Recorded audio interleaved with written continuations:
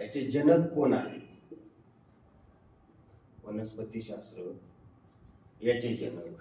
आता वनस्पती शास्त्रज्ञ जे आहेत याचे जनक कोण आहेत? थिओफ्रास्टस.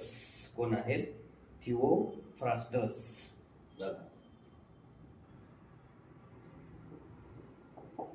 कोण आहेत?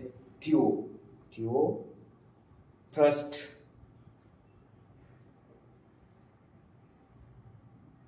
या थिओफ्रस्टस.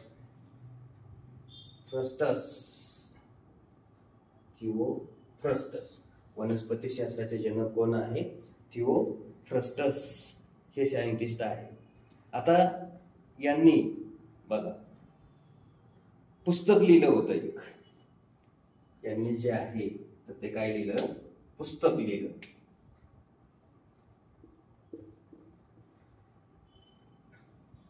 वनस्पती शास्त्रज्ञ कोण आहेत? वनस्पती शास्त्राचे जनक थिओफ्रस्टस आहेत. त्यांनी एक पुस्तक लिहिलं आणि त्या पुस्तकाचं जे नाव आहे तर त्या पुस्तकाचं नाव हिस्टोरिया.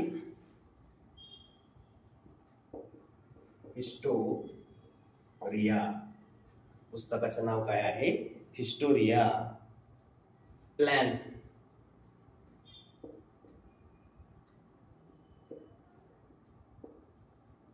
प्लॅन्टॅरम या पुस्तकाचं नाव आहे. प्लॅन्टॅरम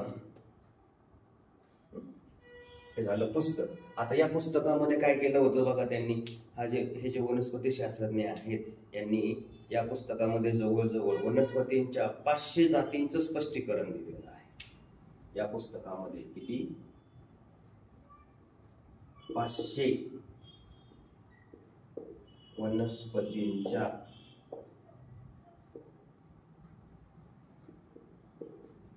प्रजातीचे स्पष्टीकरण. बघा किती? 500 वनस्पतींच्या प्रजातीचं स्पष्टीकरण या पुस्तकामध्ये कोणी दिलेलं आहे? थिओफ्रस्टस या सायंटिस्टने दिलेलं आहे. आणि कोणतं पुस्तक? हिस्टोरिया प्लॅन्टॅरम नावाचं पुस्तक. हे काय केलं होतं? थिओफ्रस्टस नावाच्या सायंटिस्टनं त्या ठिकाणी लिहिलेलं आपल्याला पाहायला मिळतं. आता प्राणीशास्त्रज्ञ जे आहेत अरिस्टॉटल. बघा प्राणीशास्त्रज्ञ जे आहेत तर ते आता हे झालं वनस्पती शास्त्रज्ञांच्या बाबतीत. आता प्राणीशास्त्रज्ञ जे आहेत याचे जनक. प्राणीशास्त्रज्ञ जे आहेत या प्राणीशास्त्राचे जनक. आता हा जो आहे थिओफ्रास्टस जो आहे तर हा मुळात कुठला आहे? ग्रीक. हा जो सायंटिस्ट आहे हा कुठला सायंटिस्ट आहे? ग्रीक सायंटिस्ट आहे मित्रांनो. बघा प्राणीशास्त्रज्ञ जे आहेत, प्राणीशास्त्र याचे जनक जे आहेत तर ते जनक कोण आहेत? अरिस्टॉटल. याचे जनक कोण आहेत? अरिस्टॉटल हे याचे जनक आहे. आता तुम्ही सुद्धा काय केलं मित्रांनो? एक पुस्तक लिहिलं आणि ते जे पुस्तक आहे त्या पुस्तकाचं नाव हिस्टोरिया. याला आपण ग्रंथ असं सुद्धा म्हणतो. आणि हे जे ग्रंथ आहेत हिस्टोरिया. कुठला ग्रंथ आहे? हिस्टोरिया.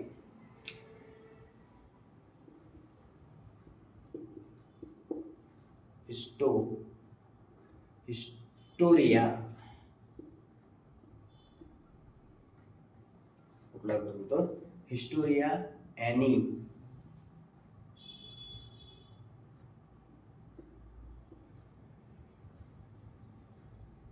हिस्टोरिया ॲनी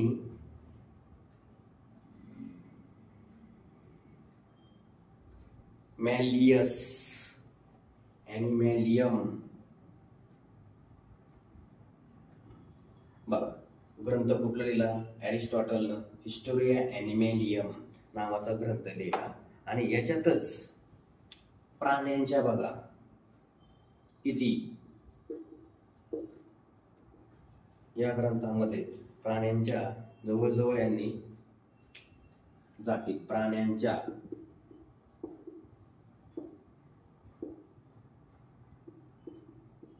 500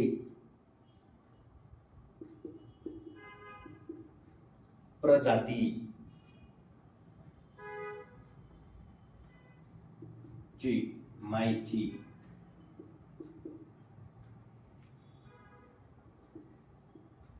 लिहिली किंवा प्राण्यांच्या 500 प्रजातींचे स्पष्टीकरण दिले त्यांनी. प्रजातीचे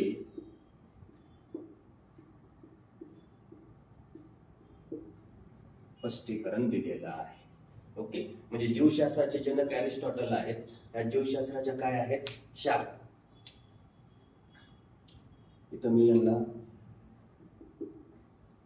शाखा, प्राणीशास्त्र आणि वनस्पतीशास्त्र या 2 शाखा आपल्याला या ठिकाणी पाहायला मिळतात.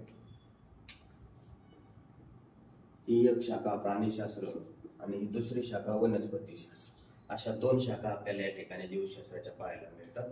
आता अरिस्टॉटल नावाचा जो सायंटिस्ट आहे मित्रांनो, तर हा अरिस्टॉटल नेमका कधी होता याच्याविषयी चर्चा आपण अगोदरच्या तासाला काय झालेली केलेली आहे. बर, आता याच्यानंतर हे झालं जीवशास्त्राच्या बाबतीत. बघा, परत एकदा रिपीट करूया आपण याला. जीवशास्त्र जनक आहेत अरिस्टॉटल. जीवशास्त्राच्या ह्या 2 शाखा आहेत, एक प्राणीशास्त्र, दुसरी वनस्पतीशास्त्र. प्राणीशास्त्राचे जनक आहेत अरिस्टॉटल. ग्रंथ लिहिला त्यांनी हिस्टोरिया ॲनिमेलिया मेलियम. याच्या जाती प्राण्यांच्या 500 प्रजातींचं स्पष्टीकरण या ग्रंथामध्ये दिलेलं आहे. कोणी दिलं? अरिस्टॉटलनं. त्याचबरोबर वनस्पतीशास्त्र याचे जनक आहेत थिओफ्रस्टस, ग्रीक सायंटिस्ट आहेत. यांनी एक पुस्तक लिहिलं हिस्टोरिया प्लॅन्टॅरम, आणि या पुस्तकामध्ये त्यांनी 500 वनस्पतींच्या प्रजातीचं स्पष्टीकरण आपल्याला या ठिकाणी काय केलेलं आहे मित्रांनो? दिलेलं आहे. ओके, आता थोडस पाठीमागे जर गेलो आपण तर काय करायचं आहे आपल्याला? कोणते कोणते सायंटिस्ट होते, त्यांनी कोणत्या पद्धती या ठिकाणी सांगितलेल्या आहेत, त्या पद्धतीसाठी त्यांनी कोणता क्रायटेरिया लावलेला आहे, हा आपल्याला काय करायचा आहे? अभ्यासायचा आहे. 1 मिनिटामध्ये तुम्ही एवढं काय करायचंय?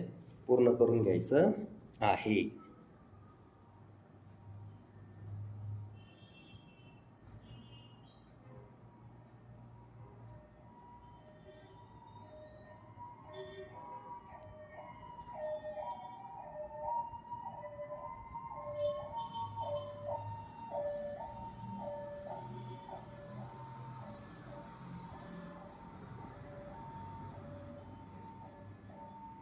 व्यवस्थित लिहून घ्या.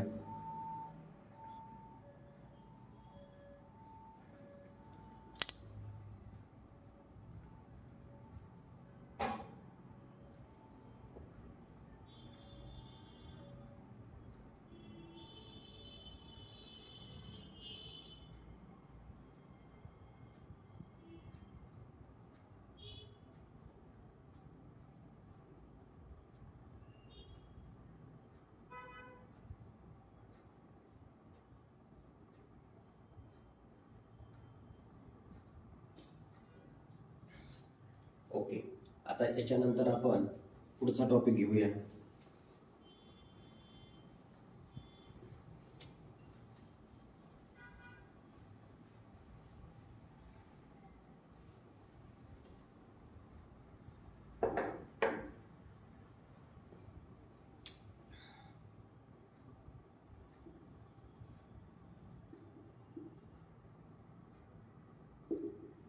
इतिहास.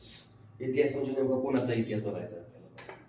जे सायंटिस्ट आहेत ना, त्यांचा इतिहास आपल्याला बघायचा आहे का?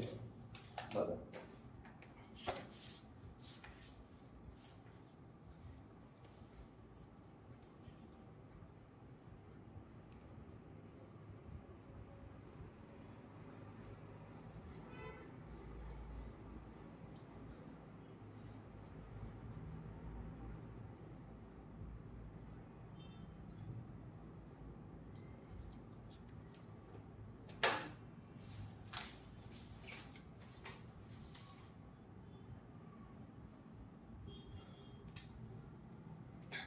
इथं तुम्हाला सायंटिस्ट, इथं साल,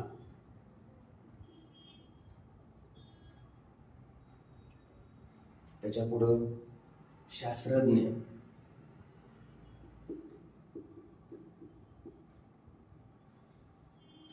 पुढं काय करता येईल आपल्याला बघा, वर्गीकरण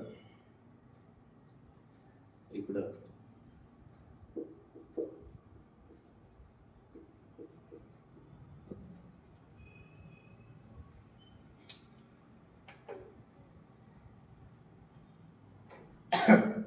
सगळ्यांना दिसतंय व्यवस्थित.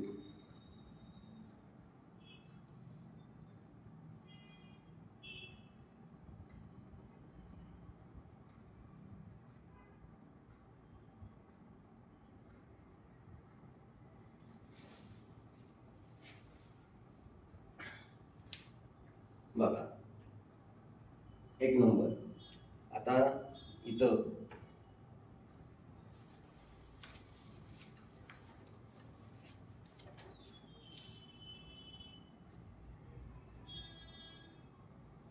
सतराशे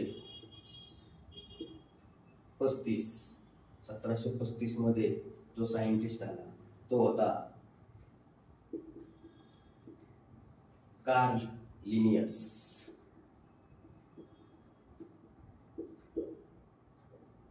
1735 मध्ये कोण होता? Carl Linnaeus. आता यांनी काय केलं बघा, वर्गीकरण केलं. पण कोणाचं केलं ते बघा. कार्ल लिनियस हा जो आहे यांनी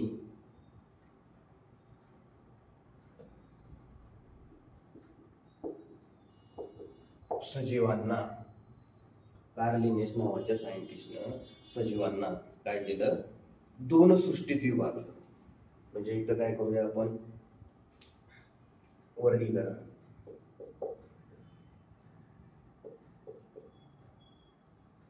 आता किती सृष्टीत विभागलं यांनी कार्ल लिनियस यांनी? बघा, सजीवांना 2 सृष्टीत विभागलं. किती याच्यामध्ये? 2 सृष्टीत.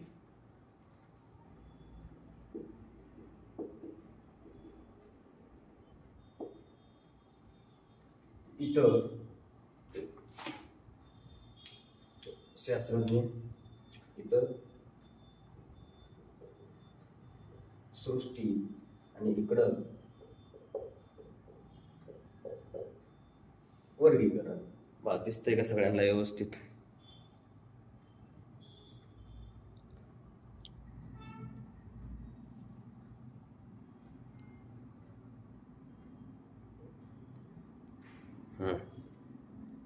सजीवांना किती सृष्टीमध्ये विभागलेलं आहे? कार्ल लिनियस यांनी 2 सृष्टी. आणि त्यांचं जे वर्गीकरण आहे तर ते 2 वर्गीकरण कोणते? एक वनस्पती सृष्टी आणि दुसरी बघा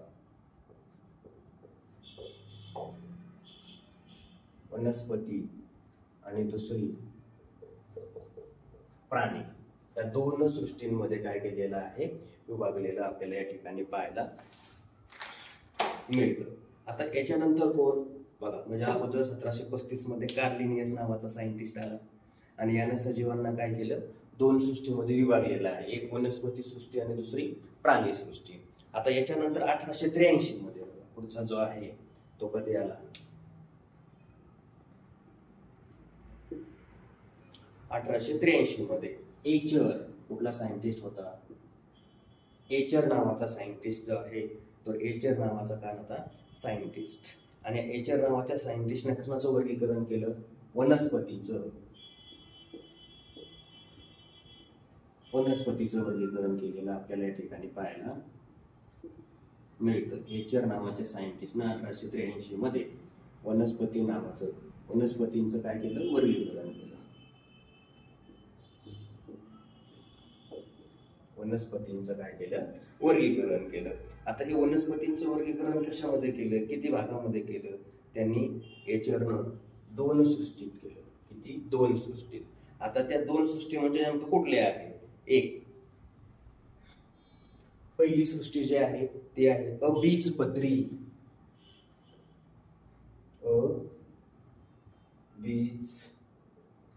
अबीजपत्री. आणि दुसरी जी आहे तर बीजपत्री. आता बीजपत्री आणि अबीजपत्री याच्याविषयी आपण सविस्तर नंतर चर्चा करणारच आहोत. आता याच्यानंतर पुढचा सायंटिस्ट आला मित्रांनो 1866 मध्ये. 1866 मध्ये कोण आला? हेकेल. हेकेल नावाचा सायंटिस्ट आला आणि हेकेल या नावाच्या सायंटिस्टनं काय केलं? सजीवांचं वर्गीकरण केलेलं आहे. बघा, हेकेल नावाच्या सायंटिस्टनं काय केलं? सजीवांचं वर्गीकरण केलेलं आपल्याला या ठिकाणी पाहायला मिळतं. आता हेकेलनं किती भागामध्ये विभाजन केलं? 3. हेकेलनं सजीवांना 3 सृष्टीत विभागलं. पहिली सृष्टी होती बघा, पहिली सृष्टी आहे प्रोटिस्टा.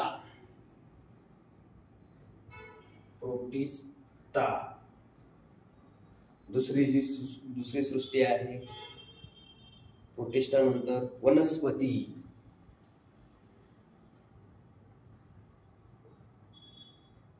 आणि तिसरी आहे प्राणी. तिसरी जी आहे तर ती कोणती आहे? प्राणी. पुढचा सायंटिस्ट आहे मित्रांनो 1925 मध्ये. कधी? 1925 मध्ये. 1925 मध्ये चॅटल. कुठला सायंटिस्ट आला? चॅटल नावाचा सायंटिस्ट आला. आणि या चॅटलनं सजीवांचं बघा वर्गीकरण कोणाचं केलं? सजीवांना 2 गटात विभागलं गेलं. 2 सृष्टीमध्ये विभाजन केलेलं आहे चॅटलनं.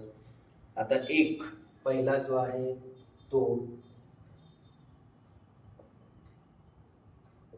अधिकेंद्रकी. कुठला आहे? अधिकेंद्रकी.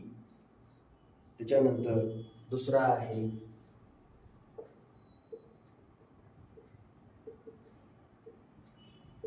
दृश्य केंद्रकी. दुसरा जो आहे तो कोणता आहे? दृश्य केंद्रकी. दिसतंय व्यवस्थित सगळ्यांना बघा.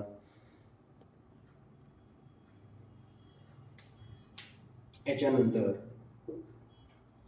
5वा इथं आपण इथं शास्त्रज्ञ, इथं सृष्टी आणि वर्गीकरण. बघा 5वा आहे 1938. 1938 मध्ये कोपलँड. कोणता सायंटिस्ट आला?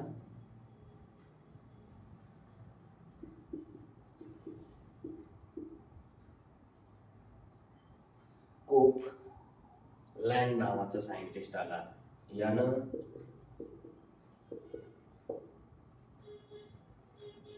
सजीवांना, कोपलँड या नावाच्या सायंटिस्टनं सजीवांना काय केलं? 4 सृष्टीत विभागलं. आता त्याच्या 4 सृष्टी आहेत ते कोणत्या होत्या?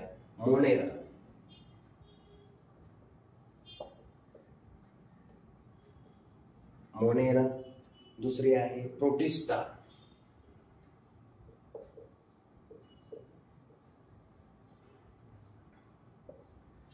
तिसरी आहे वनस्पती.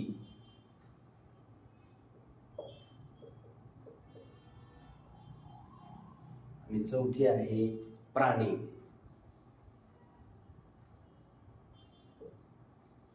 या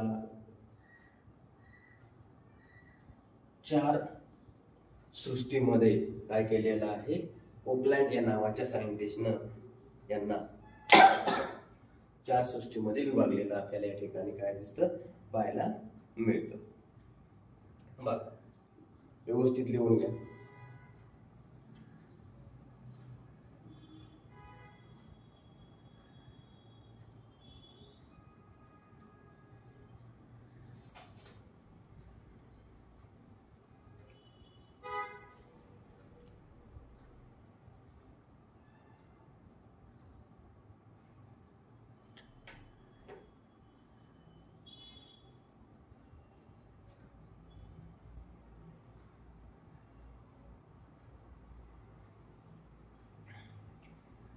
आता याच्या अगोदर आपण जे पहिले होते सायंटिस्ट ते थिओफ्रस्टस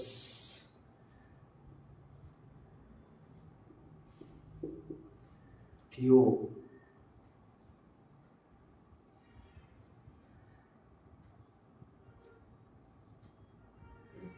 थिओफ्रास्टस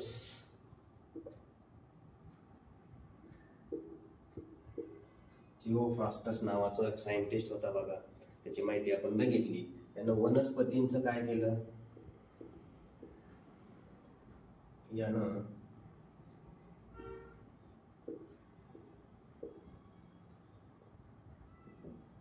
वनस्पतींना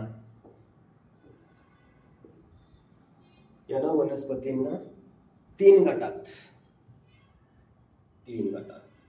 एक पहिला गट होता बघा वृक्ष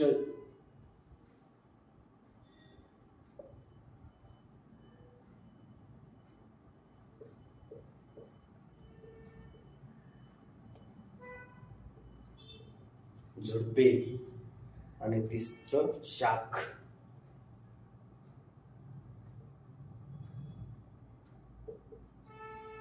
अशा तीन गटामध्ये काय केलेलं आहे, विभाजन केलेलं आपल्याला या ठिकाणी पाहायला मिळतं.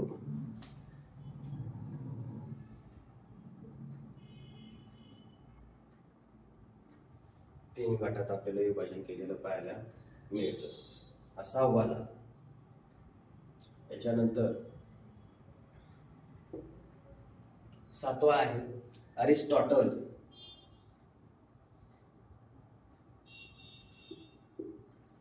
सहावा जो आहे तर कोण आहे, अरिस्टॉटल. ज्या अरिस्टॉटलला जीवशास्त्राचा जनक असं बोललं जातं.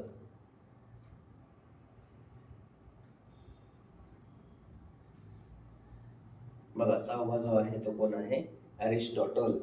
आता वरचा एक कॉलम पुसून घेतो म्हणजे तिथं व्यवस्थित लिहिता येईल.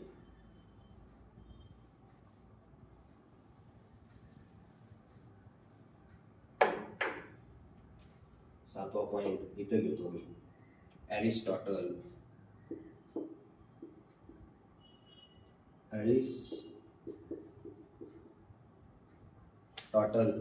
अरिस्टॉटल नावाचा सायंटिस्ट होता, टॉटल. आणि या भाऊनं काय केलं, प्राण्यांचं वर्गीकरण केलेलं आहे. प्राण्यांचं वर्गीकरण केलं, चार सृष्टीमध्ये केलेलं आहे. आणि ह्या ज्या चार सृष्टी आहेत तर त्या कोणत्या आहेत, जलचर,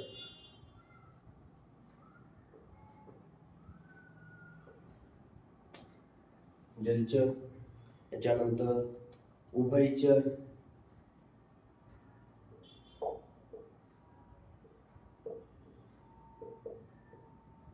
खेचर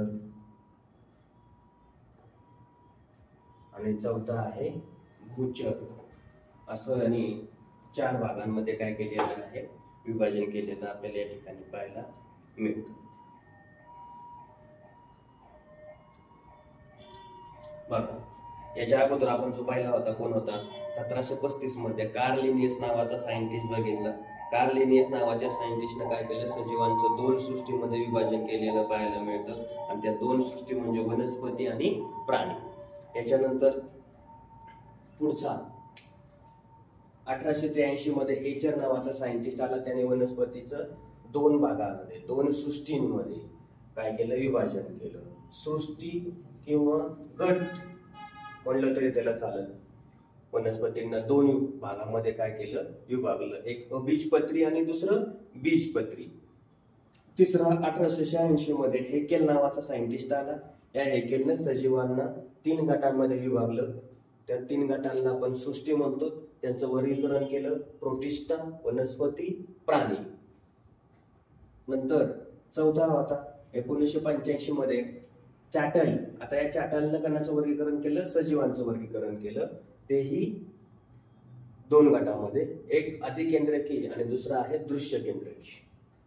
तिसरा 1938 मध्ये म्हणजे पाचवा सायंटिस्ट आहे कोपलँड. यांना सजीवांना चार गटामध्ये काय केलं, विभाजन केलं.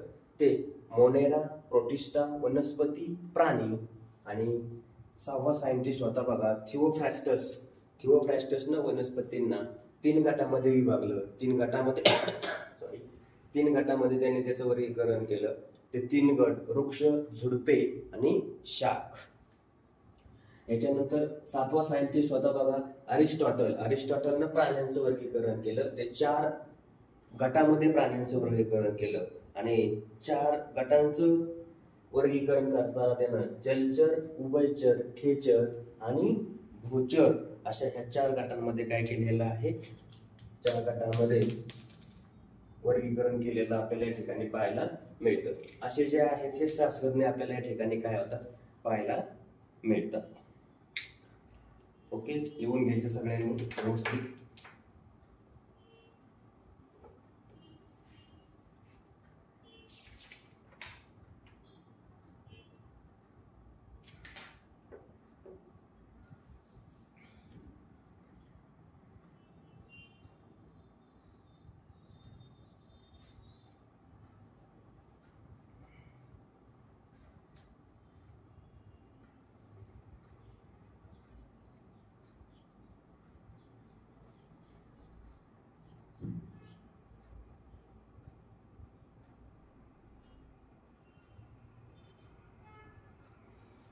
बघा झालं सगळ्यांचं.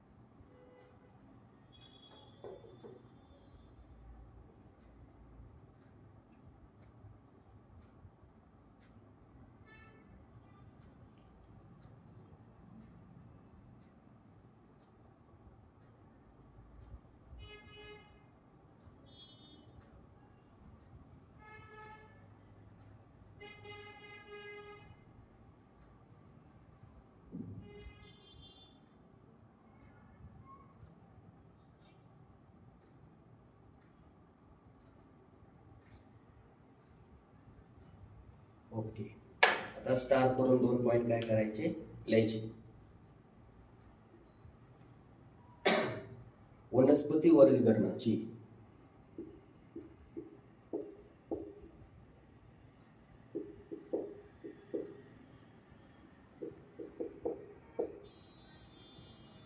वनस्पती वर्गीकरणाची वनस्पती वर्गीकरणाची नैसर्गिक गुणांवर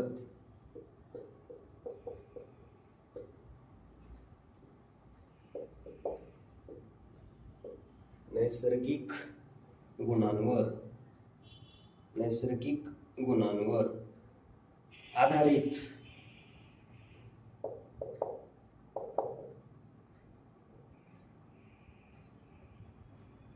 नैसर्गिक गुणांवर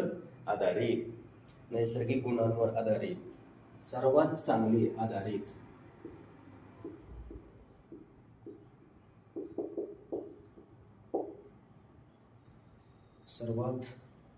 चांगली आणि लोकप्रिय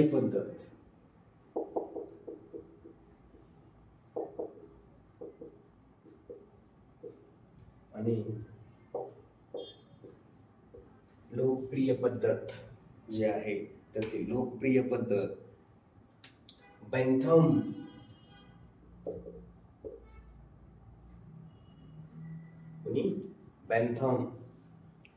व हुकर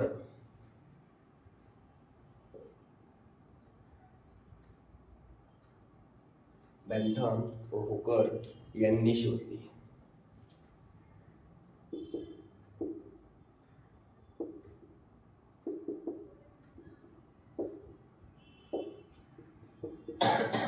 नंतर दुसरं जे आहे वनस्पतींच्या वर्गीकरणांमध्ये बघा, वनस्पतींचं जे वर्गीकरण केलं ना त्या वर्गीकरणांमध्ये कशाचा अभ्यास केला होता त्यांनी? वनस्पतींच्या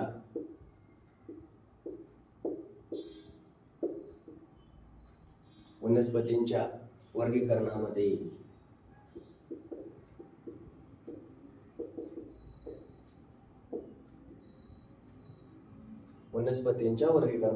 गुणसूत्रांचे गुणधर्म.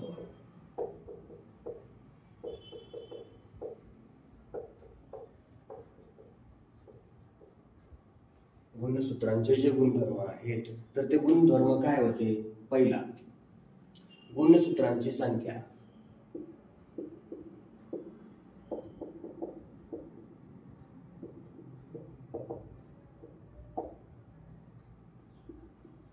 दुसरा, बाह्यरूप.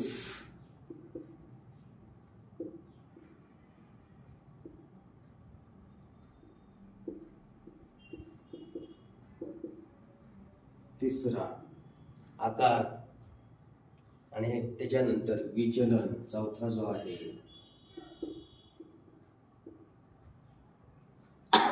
विचलन. म्हणजे वनस्पतींचं जर वर्गीकरण करायचं असेल तर त्या वनस्पतींच्या गुणसूत्रांचे गुणधर्म महत्वाचे असतात मित्रांनो. म्हणजेच काय, त्या वनस्पतीमध्ये गुणसूत्रांची संख्या किती आहे, त्याचा त्या वनस्पतीचं बाह्यरूप कशा प्रकारचं आहे, ते छोटे आहे किती मोठे आहे वनस्पती, तिचा आकार कसा आहे आणि तिचं विचलन कशा पद्धतीचं आहे, पाणी आणि अन्न शोषून घेण्याची तिची जी पद्धत आहे ती कशा प्रकारची आहे, प्रकाश संश्लेषणाची क्रिया जी आहे ती कशी करते, या अशा प्रकारच्या महत्वाच्या भूमिका ज्या आहेत तर त्या महत्वाच्या भूमिका वनस्पतीचं वर्गीकरण करत असताना ह्या काय करतात, गुणसूत्रांचे गुणधर्म पाळत असतात. या गुणसूत्रांच्या गुणधर्माच्या आधारेच आपल्याला काय करता येतं, वनस्पतींचे वर्गीकरण करता येतं. बघा, आता इथं पहिला मुद्दा काय सांगितला होता, वनस्पती वर्गीकरणाची नैसर्गिक गुणांवर. कुठल्या? आता सगळ्याच वनस्पती ज्या आहेत ह्या नैसर्गिक पद्धतीने आलेल्या आहेत, परंतु मानव या प्रजातीनं काय केलेलं आहे की ह्या वनस्पतींचा आपल्या फायद्यासाठी त्याची काय केलेला आहे, उपयोग करून घेतलेला आहे. यांचं गुणावर आधारित काय, सर्वात चांगली आणि लोकप्रिय पद्धत कोणी शोधली होती? ह्या दोन सायंटिस्टने शोधली मित्रांनो. बेंथम आणि हुकर नावाचा जो सायंटिस्ट आहे त्या सायंटिस्टने शोधली, शास्त्रज्ञांनी शोधली.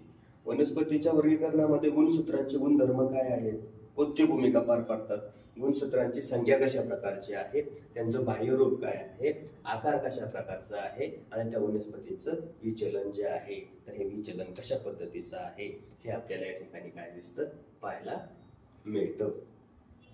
सगळ्यांनी लिहून घ्या व्यवस्थित.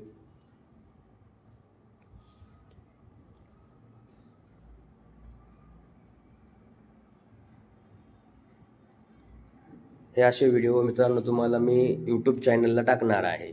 आपल्या यूट्यूबचं चॅनल नाव आहे नेपच्यून स्कॉलर अकॅडमी बाय एडेस सर. कोणाला काही शंका असेल तर त्यांनी या कमेंट्समध्ये कमेंट्स केल्या तरी पण चालतील, त्या कमेंट्सला उत्तर नक्की दिलं जाईल.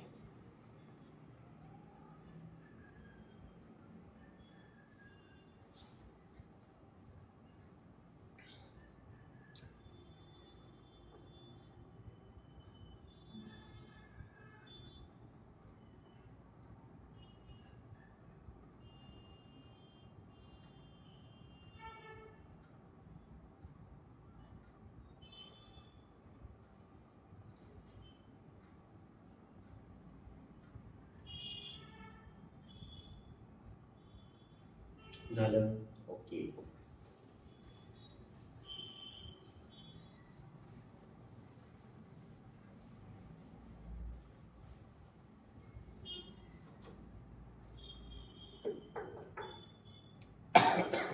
आता पुढे जाऊया आपण. पुढचा टॉपिक आहे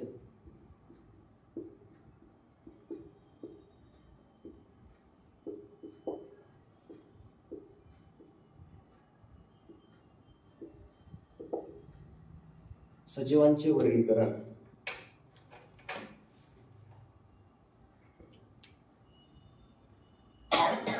सजीवांचं वर्गीकरण शास्त्रीय दृष्ट्या वर्गीकरण करणारा,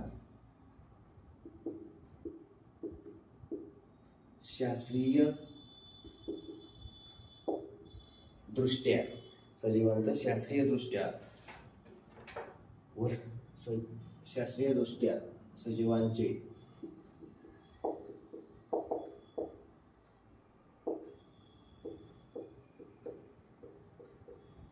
वर्गीकरण, बघा पहिला पॉइंट लिहून देतो तुम्हाला, शास्त्रीयदृष्ट्या सजीवांचे वर्गीकरण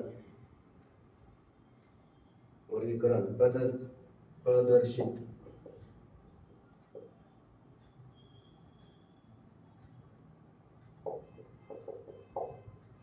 करणारा, शास्त्रीयदृष्ट्या सजीवांचे वर्गीकरण प्रदर्शित करणारा पहिला शास्त्रज्ञ,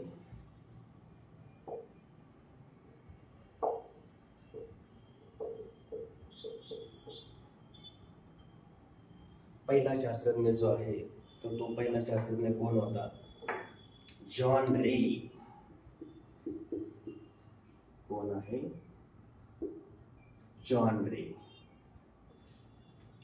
प्रदर्शित करणारा, मांडणारा पहिला शास्त्रज्ञ कोण आहे? जॉन रे.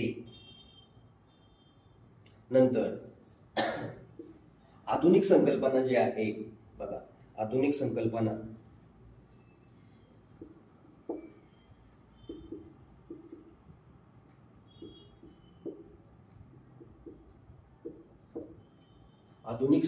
मांडणारा, बघा आधुनिक संकल्पना स्वीडनस्थित शास्त्रज्ञ, बघा आधुनिक संकल्पना जी आहे कोणाची? सजीवांचं वर्गीकरण करण्याची आधुनिक संकल्पना जी आहे ही आधुनिक संकल्पना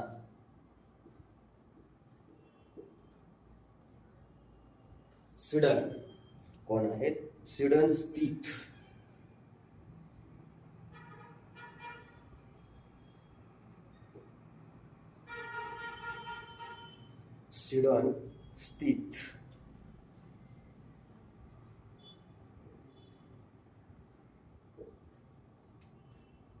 आधुनिक संकल्पना स्वीडन स्थित शास्त्रज्ञ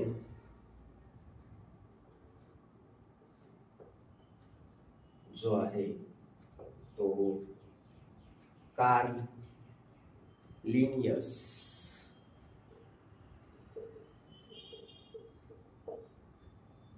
कार्ल लिनियस याने कधी 18व्या शतकात कधी मांडलेली आहे? 18व्या शतकात. बघा 18व्या शतकाच्या उत्तरार्धात मांडलेली आहे. 18व्या शतकाच्या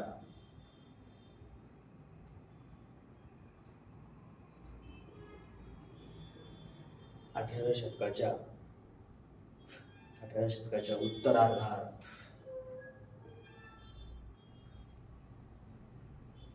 18व्या शतकाच्या उत्तरार्धात मांडली. हा पुढचा पॉइंट. आता त्याच्यानंतर तिसरा पॉइंट जो आहे तो तिसरा पॉइंट पाहू आपण. कार्ल लिनियसलाच, बघा म्हणून काय झालं? कार्ल लिनियस ला काय म्हटलं जातं? कार्ल लिनियस याला वर्गीकरण शास्त्राचा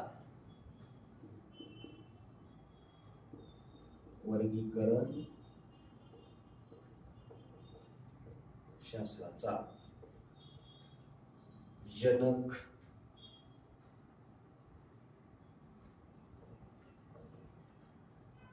म्हणतात. बरोबर, कार्ल लिनियस याला वर्गीकरण शास्त्राचा काय म्हणायचं? जनक असं म्हटलं जातं.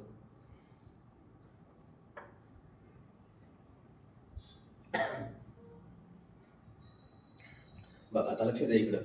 सजीवांचं वर्गीकरण, शास्त्रीय दृष्ट्या सजीवांचे वर्गीकरण प्रदर्शित करणारा कोण?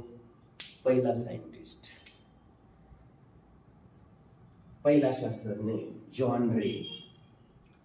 आधुनिक संकल्पना स्वीडन स्थित शहरामध्ये असणारा, स्वीडन या देशामध्ये असणारा शास्त्रज्ञ कोण होता? Carl Linnaeus. यानं कधी मांडली? 18व्या शतकाच्या उत्तरार्धात मांडली. कशाची संकल्पना मांडलेली? सजीवांचं वर्गीकरण करण्याची संकल्पना स्वीडन स्थित असणारा सायंटिस्ट कार्ल लिनियस यानं 18व्या शतकाच्या उत्तरार्धात मांडली. नंतर या कार्ल लिनियसला वर्गीकरण शास्त्राचा जनक असं म्हटलं जातं. कार्ल लिनियस याला काय म्हटलं जातं? वर्गीकरण शास्त्राचा जनक असं म्हटलं जातं. कुणाला? Carl Linnaeus. ओके. मग ह्याच्या अगोदर आपण बघितलं कार्ल लिनियसने 1735 मध्ये सजीवांना 2 सृष्टीमध्ये काय केलं होतं? विभागलेलं आपण काय केलेलं आहे? पाहिलेलं आहे.